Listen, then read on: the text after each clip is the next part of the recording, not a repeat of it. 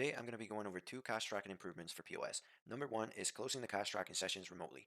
This is super useful to ensure your reports are accurate and to avoid the issue of having stale cash tracking sessions. Now you can close them out through the admin without being present in the store on the device. And then number two, register shift summary export. This is a CSV file to be able to pull all that data out of the admin for further reporting. So let's get going here. Let's start in the Shopify admin. On the left hand side, if we go to point of sale, and then go to locations. Then we'll want to click into a specific location to see the cache tracking sessions for that location. So you can have multiple devices, multiple sessions open per location.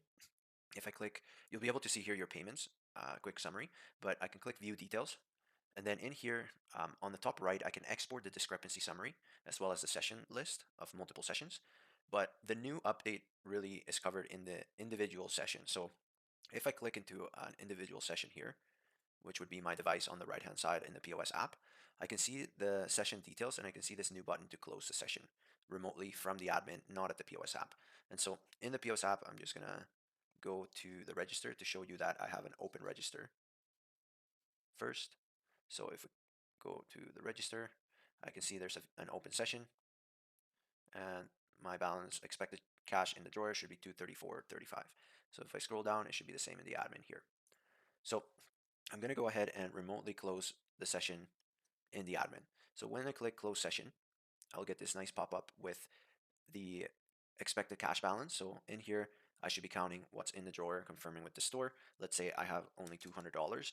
Right away, it'll calculate the discrepancy for me, saying I should have 34.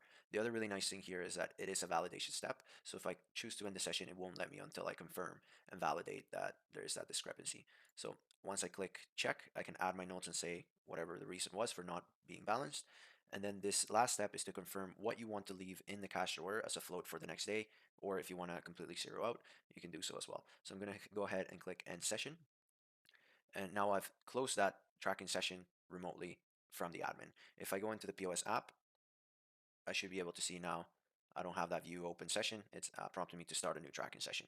So I can go to the session history and open up the last session, which is the one I closed. And it should give me all the details, as well as under the cache activity, it will show me that it was actually stopped remotely. So remote stop here. It was not done in the POS app by a staff member. It was done in the admin by somebody else. So that's really good to know for staff in the store. Now let's go into the reports that are available in the admin from here on the left-hand side. So in the admin, I can click export on the top right, and I'll get these four different options. So number one is the session activity. So session activity looks like this. Cash tracking session, cash activity, you'll see your gross payments, your refunds, amount added, removed, expected in the drawer, and currency. Then we have discrepancy summary. So the discrepancy summary will look like this. You have previous amount left in the drawer, what you counted, what you ended with, and the discrepancy. Keep in mind these are the different numbers from a different register. But then I'm just showing you the different columns. And then the cash activity. So cash tracking activity, you'll be able to see all of the details of the cash moving in and out. And so in here, you can see the orders that are adding cash and then remove cash. If there was any um, removals from the staff, you will see them here. And then lastly, the register summary. This will give you all of the sales in that register. So whether you have different payment types, you'll be able to see the sales, refunds, and net all in that report as well. So those are the new changes and improvements to the cash tracking for Shopify POS.